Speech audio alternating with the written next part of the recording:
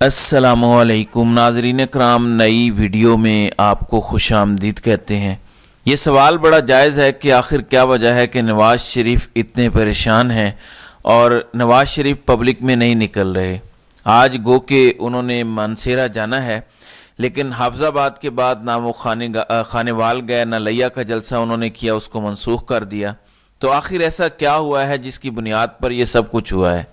तो बिलाखिर वो चीज़ें अब सामने आना शुरू हो गई हैं। पहला नुसरत जावेद ने दावा किया था कि जिस दिन नवाज़ शरीफ इस्लामाबाद गए थे मरीम नवाज़ के हमरा, उनकी एक मुलाकात हुई थी। अब आप समझ जाइए कि वो मुलाकात कहाँ और किस किस्म की हुई थी।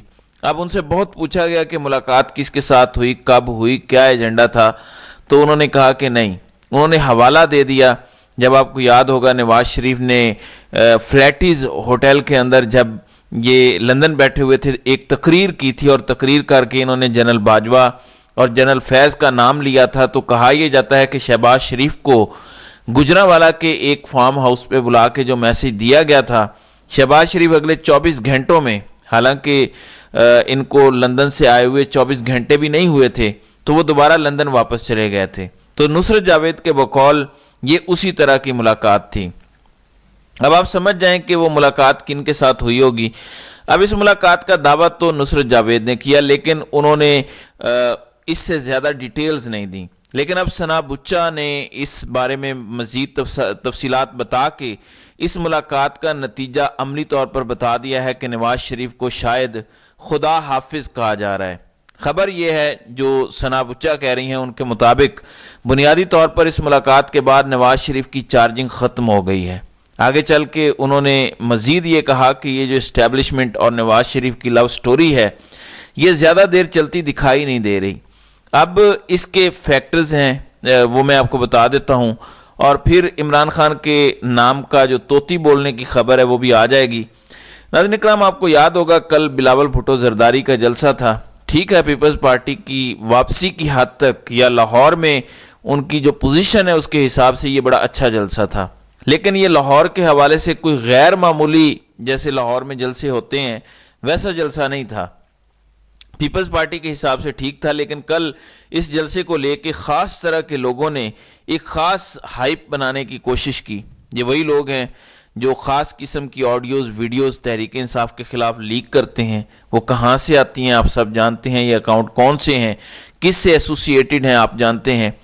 अब बिलावल भुट्टो के कल के जलसे के बाद बताया गया कि बिलावल आ रहा है। देखें, लाहौर में ये जो हो रहा है, रही सही कसर कैसे पूरी हो गई। रात को MQM ने भी एक जलसा किया। मसलन अब ये जो लोग कह रहे हैं कि कल पीपल्स पार्टी का जलसा बहुत बड़ा था, अब इन्होंने सिर्फ उस कैमरे में से देखा जिस कैमरे से पीपल्स पार्टी दिखा रही थी। हमें पता है कि दूसरे कैमरों में क्या विजुअल्स थे। इसी तरह रात ख़ास अकाउंट्स, जो ताकतवरों की ज़ुबान बोलने वाले अकाउंट्स हैं, उन्होंने रात को हमें बताया कि देखें, MQM ने जो रात जलसा कर छोड़ा है वो पाकिस्तान की अगली पिछली तारीख का रिकॉर्ड है। लेकिन इससे मालूम यह पड़ा कि ये वो सारी चीज़ें हैं जिनकी बुनियाद पर मुस्लिम लीग नून के कैंप्स के अंदर परेशानी दिखाई दे रही है। इसका सबूत वज़ीर और मुशीर उनके बोलना शुरू हो गए हैं। वो कैसे? कल ख्वाजा साद रफ़ीक जो NA 122 के अंदर इलेक्शन लड़ रहे हैं, लतीफ़ खोसा के मद्दे मुकाबल हैं PTI के, रात वो तकरीर कर रहे थे, और इस तकरीर के दौरान जो उन्होंने बात की, लुबे लुबाब वही है। उन्होंने कहा कि इमरान खान ने ख़ुद को भी तबाह किया, अपनी पार्टी भी ख़राब की, हमारा भी खाना ख़राब कर दिया। नहीं, इमरान खान ने ना खुद को तबाह किया है ना पार्टी ख़त्म किया। इमरान खान की तो पॉपुलैरिटी इंतहा पर है। हाँ, मुश्किल वक्त है, क्राइसिस से वो गुजर रहे हैं, लेकिन वो वक्त कट जाएगा। हाँ, ये बात दुरुस्त है कि आपका खाना ज़रूर ख़राब हो गया है, और उसकी वजह क्या है? उसकी वजह यह है कि जो दावा कर रही है मुस्लिम लीग नून, वो ग्राउंड पर दिखाई नहीं दे रहा। मरीम नवाज़ कह रही हैं कि लाहौर की 14 में से 14 सीटें मुस्लिम लीग नून जीतेगी, जबकि मंसूर अली खान रात को सिमा पर वो बैठे हुए थे। उन्होंने कहा कि अगर तो इलेक्शन फ्री एंड फेयर हुआ तो फिर पाकिस्तान तहरीक इंसाफ की जानिब लाहौर जाता दिखाई दे रहा है, और ये बात हमें सबको पता है। अब आज शहबाज शरीफ, अंदाज़ा करें जिन हलकों में ये जाना गवारा नहीं करते थे, आज शहबाज शरीफ हलका NA 127 जो लाहौर और कसूर के दरमियान है, उसके 31 मकामात पर जाएंगे, जिससे आपको अंदाज़ा होता है اب پھر یہ تاثر دینے کی کوشش کرتے ہیں کہ دیکھیے اگر ہم حکومت نہ لیتے تو ہم ڈیفالٹ کر جاتے. حالانکہ نون لیگ کے اپنے لوگ ہیں، مثلا محمد زبیر، وہ کہتے ہیں کہ عمران خان کے خلاف جب تحریک عدم اعتماد پیش کی گئی تو تب ڈیفالٹ کا کوئی خطرہ نہیں تھا.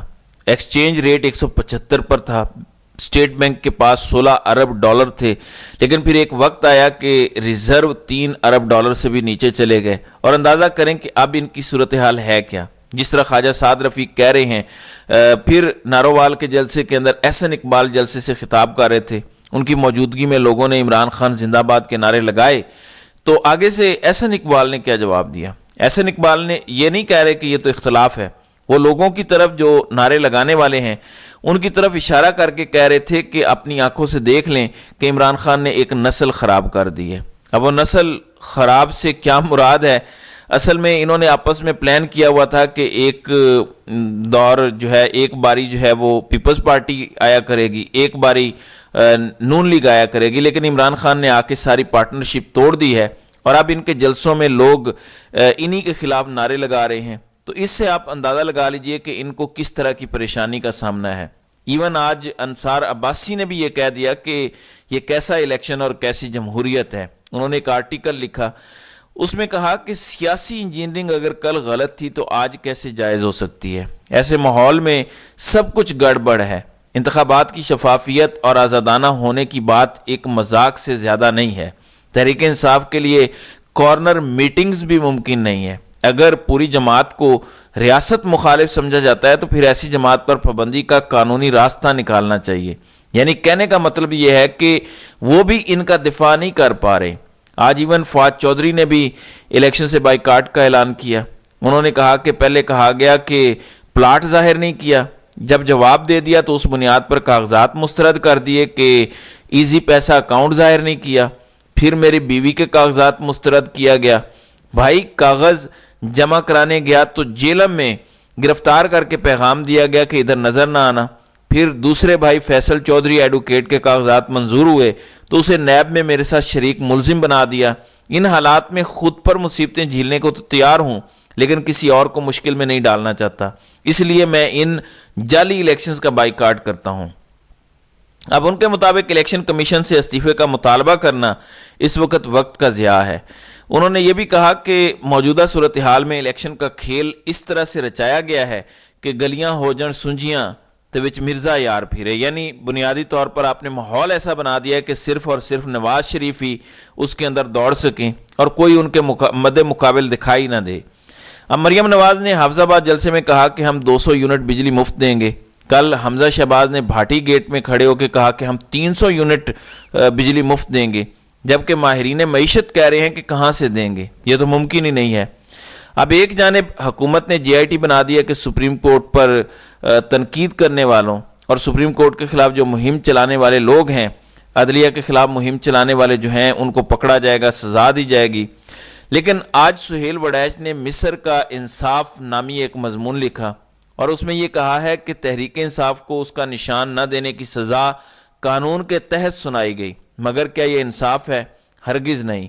کروڑوں لوگوں سے یہ حق چھیننا کہ وہ اپنی پسند کے انتخابی نشان کو ووٹ نہیں دے سکتے کوئی جابرانہ قانون تو ہو سکتا ہے، انصاف ہرگز نہیں ہو سکتا. اب میرا خیال یہ ہے کہ قاضی فائز عیسیٰ سہیل وڑیچ کو بھی اگر کوئی جے آئی ٹی کے معاملات ہوتے ہیں تو ان کو بھی اس میں شامل کر لیں. یعنی اندازہ کریں کہ ایون جنگ گروپ کے کالمسٹ بھی اس الیکشن کا دفاع نہیں کر پا رہے. یہ بنیادی طور پر ایک فراڈ سے زیادہ نہیں ہے جس میں مخصوص قسم کے حالات پیدا کر کے ایک مخصوص قسم کی جماعت کو جتوانے کی کوشش کی جا رہی ہے جبکہ وہ بھی نہیں جیت پا رہی. دیکھیں اگر ٹرن آؤٹ ہوا تو گیم اینڈ ہو جائے گی. اور پھر تحریک انصاف کا اندازہ کریں کہ ووٹر کتنا باشعور ہو گیا ہے.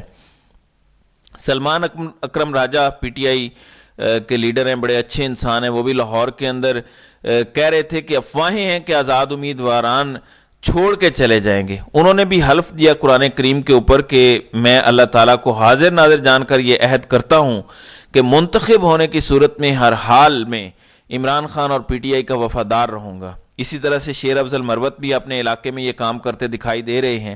اس کی وجہ کیا ہے؟ اس کی وجہ یہ ہے کہ لوگ کہہ رہے ہیں کہ بھائی ووٹ تو ہم دیں گے ہم اپنے ووٹ کا حساب بھی لینا چاہتے ہیں کہ کیا آپ ہماری اس امانت میں خیانت تو نہیں کریں گے۔ امیدواروں کو پتہ ہے اب اگر یہ صورتحال ہو تو پھر ہمارے فیصلہ سازوں کو اس ملک کے اندر جن لوگوں کے پاس طاقت یا اختیار ہے ان چیزوں کا، ان کو یہ سوچنا چاہیے کہ آخر ایسا کیا ہے کہ اتنا ٹرسٹ ڈیفیسٹ عوام اور آپ کے درمیان بڑھ گیا ہے۔ آج گورنمنٹ کا نام لے کر اسلام آباد کے اندر ایک شخص نے خودکشی کر لی، اس کا حساب کون دے گا؟ کیا صاحب اقتدار اس پر غور کریں گے؟ پھر فیضان صاحب لکھ رہے ہیں کہ اسلام آباد کے تعلیمی اداروں پر سیکیورٹی کا خدشہ، 3 بڑی یونیورسٹیز کو اسلام آباد میں آج بند کروایا گیا اور اس وقت سرچ آپریشن جاری ہے۔ اس قسم کی خبریں سوشل میڈیا پر سرکولیٹ کر رہی ہیں۔ اگر یہ چیزیں ہیں تو آپ کہاں پہ لگے ہوئے ہیں؟ تحریک انصاف کے گھروں پہ ریڈ کرنے میں، ان کو توڑنے میں، ان کو اپنی طرف شامل کرنے میں، حالانکہ جو آپ کا اصل کام ہے اس پہ کوئی کسی کا دھیان نہیں ہے۔ تو ناظرین کرام، آپ کی اس ویڈیو کے حوالے سے کیا رائے ہے؟ آپ اپنی رائے کا اظہار کامنٹ سیکشن میں ضرور کیجیے گا۔